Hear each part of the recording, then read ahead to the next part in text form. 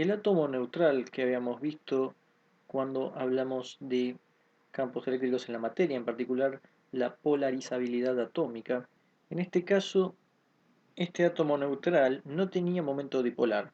Lo que hacíamos era poner un campo eléctrico afuera y esto inducía un momento dipolar P relacionado con la distancia en la que se había movido la carga positiva, digamos. Pero hay algunas moléculas que ya de por sí tienen un momento dipolar permanente. Por ejemplo, en la molécula de agua, H2O, lo que tenemos es que los electrones se organizan alrededor del átomo de oxígeno.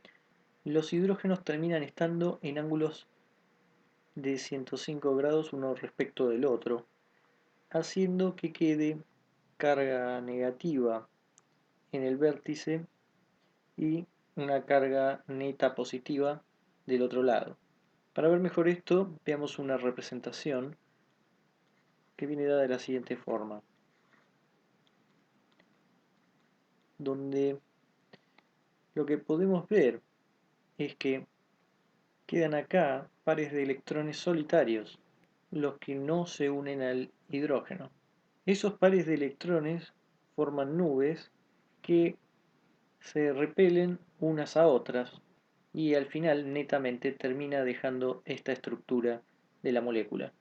En general entonces tenemos esta representación como que queda más negativo y los hidrógenos que también sus electrones van a ser atraídos por el núcleo del oxígeno también va a hacer que el hidrógeno sea de alguna forma positivo. Siempre hablando de eh, carga de cada sistema neto. Esto entonces termina formando un momento dipolar que lo que finalmente hace es que se atraigan entre ellas las distintas moléculas de agua e inclusive a otras moléculas polares. Y el momento dipolar del agua es relativamente grande, es 6.1 por 10 a la menos 30 coulombs y esto es lo que hace que sea efectivo como solvente. ¿Qué ocurre cuando ponemos esta molécula ante un campo eléctrico externo? Siempre hablando de moléculas polares. Si el campo es uniforme, entonces lo estamos tomando en dirección horizontal. En la parte positiva vamos a tener una fuerza que va a ser igual a Q por E, que va a cancelar a lo que va a pasar en la negativa, que va a ser menos Q por E. Esquemáticamente, si acá tenemos el centro, tenemos F más y F menos. Sin embargo, lo que sí vamos a tener es un torque. Tenemos una fuerza de un lado y del otro. Entonces este torque va a ser R más por F más R menos por F menos. Entonces, el R de la carga positiva, producto vectorial F, la fuerza referida a la carga positiva, y lo mismo para la negativa, que si todo mide D, supongamos, entonces esto lo podemos escribir como D sobre 2, producto vectorial, este D pongámoslo vector, Q por E, que es el F,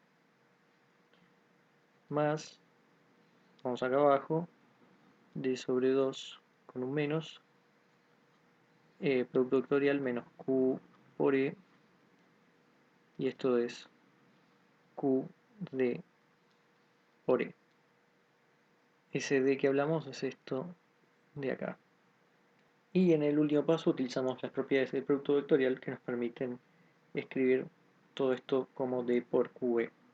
Entonces, como quedó Q por D acá, esto es el momento dipolar, así que queda P por E. Por lo tanto, usando P es Q por D, el campo eléctrico uniforme con el P forman un torque, P por E. Una molécula polar que está libre para rotar puede con este torque, hacer que P termine alineado con E, aunque si el campo no es uniforme, esta compensación entre F más y F menos no va a estar y va a haber una fuerza neta en el dipolo, adicionalmente al torque. El campo eléctrico E va a tener que cambiar abruptamente para que haya una variación significante en el espacio de una molécula, y la fórmula que tenemos para la fuerza en estos casos va a ser F más E más F menos, que si lo escribimos en términos de campo eléctrico en más y en menos, queda E más menos E menos, y esto es Q por esto lo llamamos delta E. Entonces, ahí solo usamos esto, pero con los campos eléctricos distintos. Esto vectorialmente lo escribimos como delta EX en X versor, más delta EY en Y versor, más delta EZ en Z versor. Si suponemos que el dipolo es muy chico, entonces lo que podemos hacer es escribir nuestro diferencial como el gradiente de lo que tenemos por el diferencial L. No deja de ser una aproximación, pero, por ejemplo, EX lo vamos a aproximar por el gradiente de X por D. O, para mantener lo que habíamos visto, dL. Entonces, el F que teníamos lo podemos reescribir. Q, gradiente de X por dL, todo esto X versor, más, y lo mismo con el resto. EI por dL, Y versor, más EZ por dL, Z versor, con vector. Esto es igual a Q, y lo escribimos de esta forma: dl, producto escalar nabla, E. Si este dl lo ponemos del otro lado, entonces queda el dl nabla y después el X, E, Y, E, Z puestos en forma de E. Es otra forma de notación. Pero lo que nos sirve es que tenemos un QdL, que lo ponemos como P por nabla, E. Este dl en el fondo era el D, nada más que lo hicimos chiquito, por eso lo pusimos como dl, pero es el D, así que Q por D es el P. Entonces esta es la fuerza que queda para un dipolo perfecto, digamos, porque tendimos el D al cero. Es una longitud infinitesimal. Y esta otra fórmula importante nos daba el torque sobre el centro de un dipolo en un campo eléctrico no uniforme.